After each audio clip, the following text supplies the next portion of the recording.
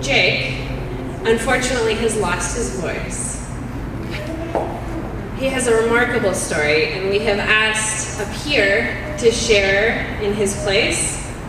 Jake Shulman, please come on up with one of your peers. Please welcome them, everyone.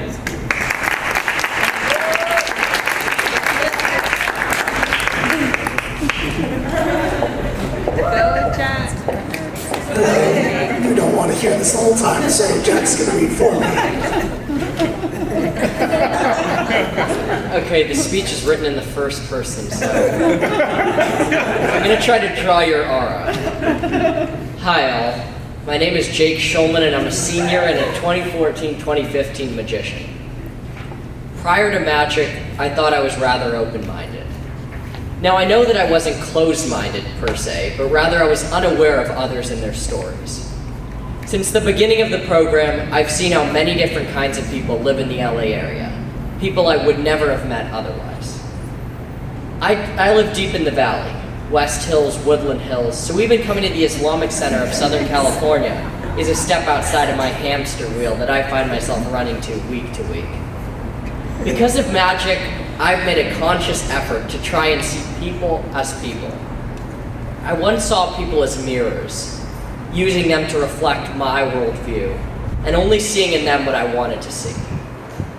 Nowadays, I do my best to view people as windows into their own personal stories. In doing so, I've become more understanding of people and more empathetic of people's struggles. Now, magic has also allowed me to grow as an artist. I fancy myself a writer, and one of the speakers that we had helped broadened my scope as a writer.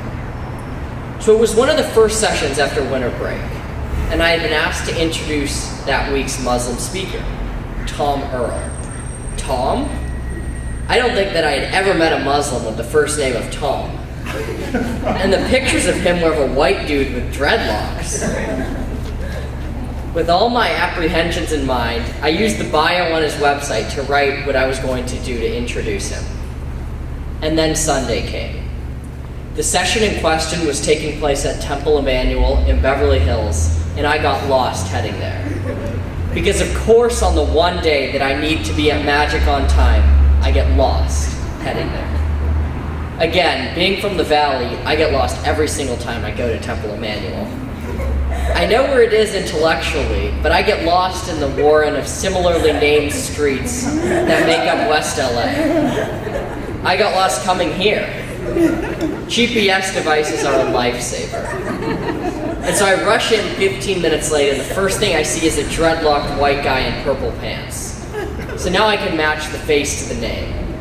Immediately after I walk in, I'm asked to introduce Tom. So I introduce him, emphasizing his accomplishments as a poet. And then he starts, reading a piece about the Islamophobia and the intersection of race and religion. As I sit transfixed, he continues, and I sit in awe of someone who is so talented and chose to share with a group of high schoolers. As he continues, I pull out my phone and send him an email that includes a copy of one of my pieces. During some downtime, Tom and I get talking about race and politics, and then the session's over. A week goes by, then 2 weeks. Just as I start to think that my email must have gotten lost amid other fan mail, Tom emails me back. In his email, he compliments my piece. And I was astounded that someone so talented liked my work. His praise helped instill my work with confidence, and I have magic to thank for that. And even though Tom was an established poet, he was so kind to someone just starting out. That's what I'm taking from my magic experience, trying to transfer that sort of kindness to everyone. Next year, I'll be living in Israel for 9 months. In that time, I will interact with many people from all walks of life. Each of these people will have their own lives, their own stories, and their own motivations. And I believe that magic has given me the skills necessary to see others by focusing on their stories, acknowledging both the similarities that bind us together, as well as the differences that make us unique. Thank you for your time.